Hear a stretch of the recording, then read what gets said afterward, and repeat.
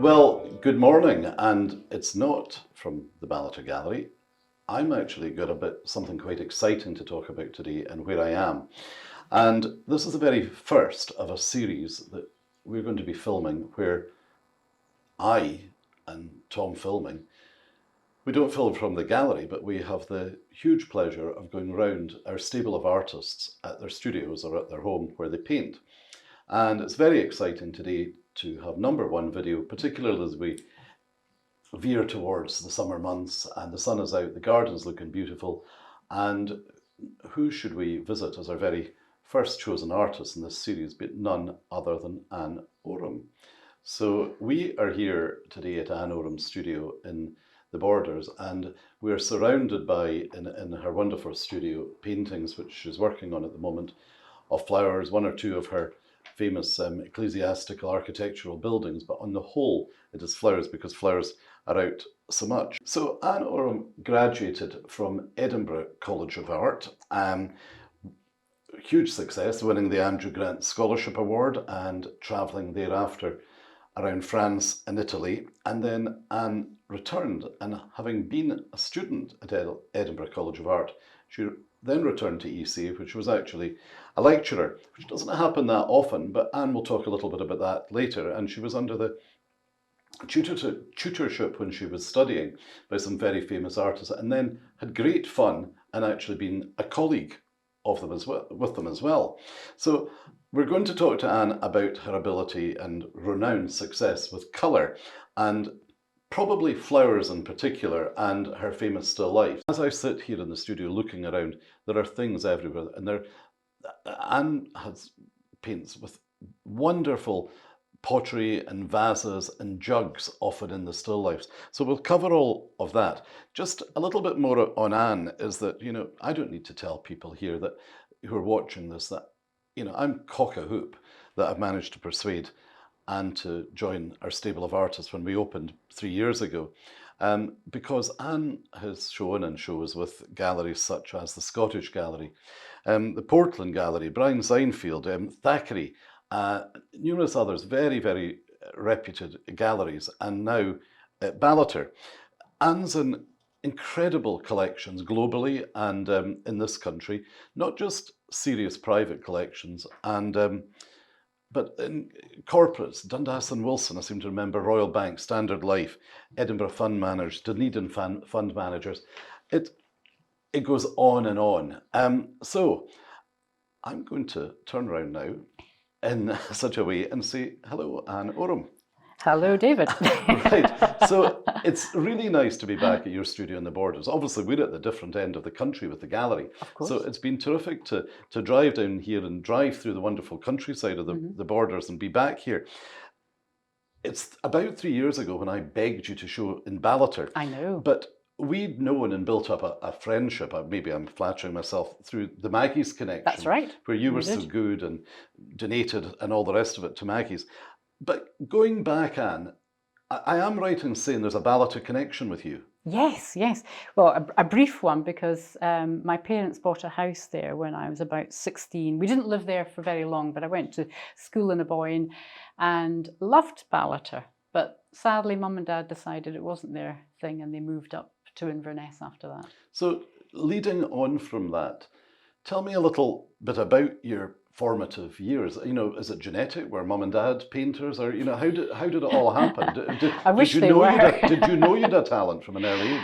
I knew that I always wanted to paint from a very young age, yes, because it was just something that attracted me. I loved doing it at nursery school and at primary school.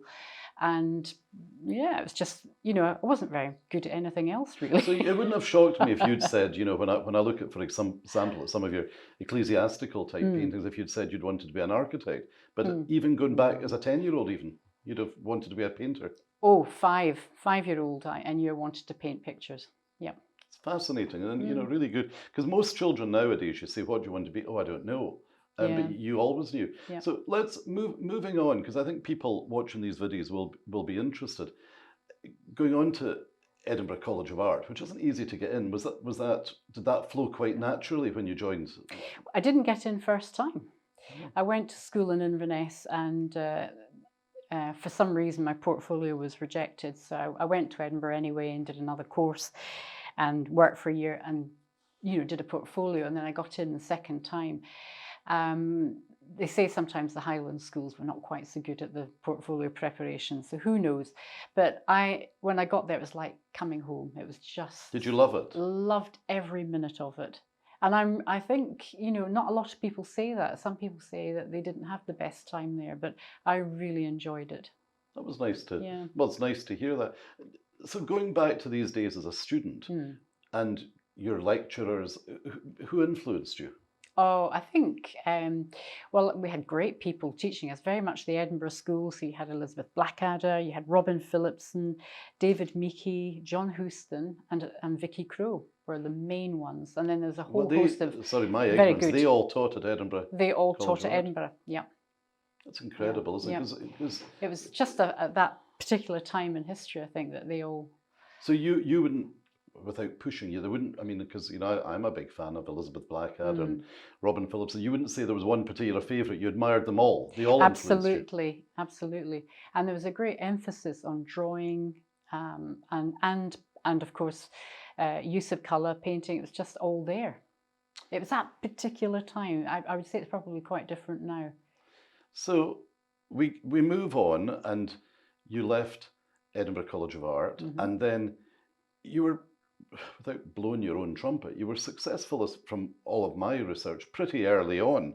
And the period from when you if you like, Anne, from studying and then going back to teach, then becoming the artist. Tell me what happened then. Who did you start showing with? Was it just little galleries or was it well-known ones? No, my first show ever was with the Scottish Gallery. Bill Jackson was the director then. That was quite some time ago. And not so long after that, I think Thackeray Gallery in London gave me the opportunity to show as well. That was under that. Thackeray was run by a lovely lady called Priscilla, and very old school and most wonderful gallery director ever. And so that was it.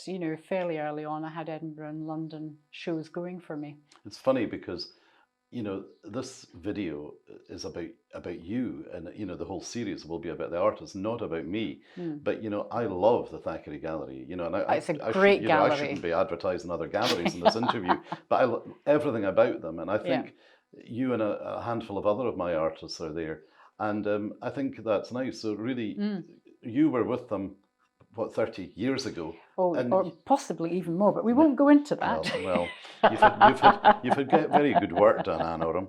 But moving on now, let's keep it at 30 years from these days. Okay. Tell us how life's changed as an artist for you. Would I know? I mean, I know. Fun enough, you were telling me earlier about.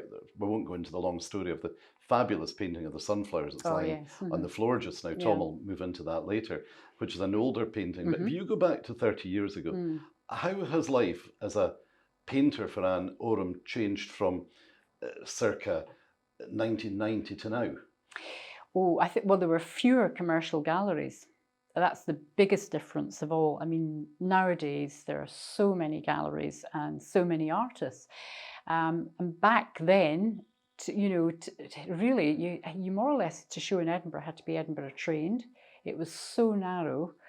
Stuck up, is that? I don't know if you'd call that. I think it was just a narrow vision that, you had to be Scottish trained or at least Edinburgh trained to show in Edinburgh.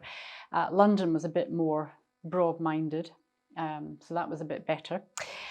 Nowadays, none of these things hold true at all. It's more freedom. It's much more freedom. Yeah, absolutely. And what about your own actual work? If I was to look, for example, Tom will zoom in, but I'm loving these paintings which you're working on at the moment. Yeah. Sadly not for Ballater, but they're fabulous lupins. So you very much paint when the flowers are in bloom. Yes. And this wonderful still life behind you of the yellows and the... Is it? Listen, I'm beginning to learn about flowers. Is it peonies? Roses and peonies and cow parsley, yep, and delphiniums and things. Excuse my ignorance, but would I be able to tell what an Anne Oram painting looks like now compared to 30 years ago? I think so. I think so. I think, you know, you do change a wee bit. There's no doubt about it. But no, I think you'd be able to tell.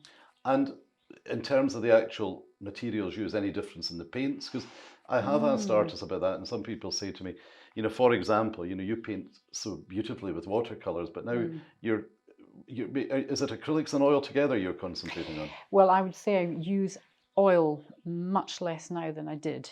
I mean, your whole training at Edinburgh College of Art was the use of oil painting, and watercolour was a kind of a sketch medium almost.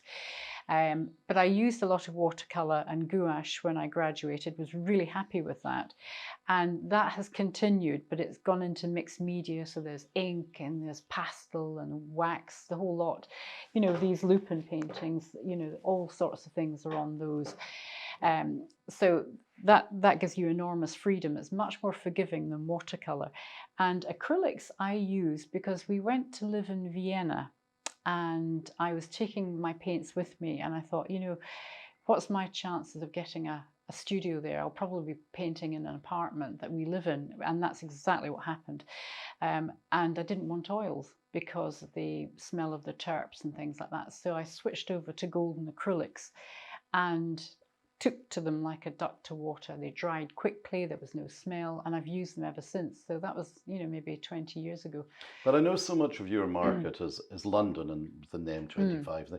But you know, you go to places like the Chelsea Flower Show, don't you? And I do, yeah. You've been influenced and by Hampton Court and yeah, all of these. absolutely. And I get that, and you know, I feel as if, you know, almost some of the way the beauty of the flowers, you could almost be in some sort of exhibition at the Chelsea Flower Show. But you know, when customers or clients come into the gallery, or as people know, I go around clients' houses a lot, and they ask me, tell me a bit about Anne Oram, I generally say it's the ability to cut of colour. Yes. Is that wrong? Would you rather I said no, something else? I think I'm known as a colorist. There's no doubt about it. I mean, I find it very hard to work in monochrome, to be honest. No, I love color. Always have done. Yeah, it's fascinating. Yeah. Well, and it seems quite a short chat, but this is half the plan of these videos. It's for our mailing list and for all of our clients to actually, they keep asking to get, and I think you've done it wonderfully, but we're sort of going to round it up now. All I would really just like to finish by saying you're now established, well, I think one of the biggest names in British art, not just Scottish art. I know you're blushing. And you know, all of these institutions, financial institutions, have bought your work, and you sell well at auction houses and all the rest of it. So you've made it, and I just kind of think to myself, what are the plans for the future for Anne Oram? You still jump out of bed when the flowers are out to rush out and paint them? Well, I think you have a routine, and you just do it. It's a way of life, and I'm lucky that I still enjoy it to the same extent that I did when I was 5. And did you still have a love for travel? Is that now? Yes, I'd love to.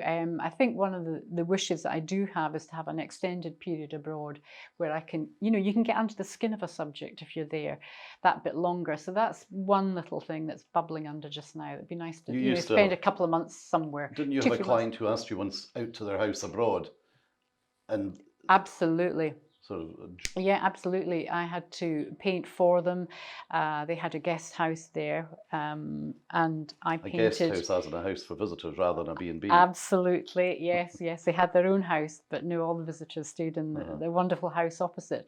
So it was the most brilliant opportunity. Over the course of 2 years, I went out and painted several times there, and all the Any flights times. Booked now that things are back to normal yet for you and your husband? Planning, you know, thinking about it. Well, listen, I think, you know, I see Tom at the other end of our very first video, and I couldn't be happier that we're at Anne Oram's studio in the Borders. And I'll just round up by saying thank you for listening to this. As usual, you can see Anne's fabulous paintings. There are some new ones that have just dropped into our website at the Ballard Gallery website, and you'll see Anne Oram's paintings there. But in the meantime, Anne, thank you for the coffee, thank you for the cake, and thank you for inviting us here to the Borders. And thank you for the lovely chocolates. Don't say that. Thanks.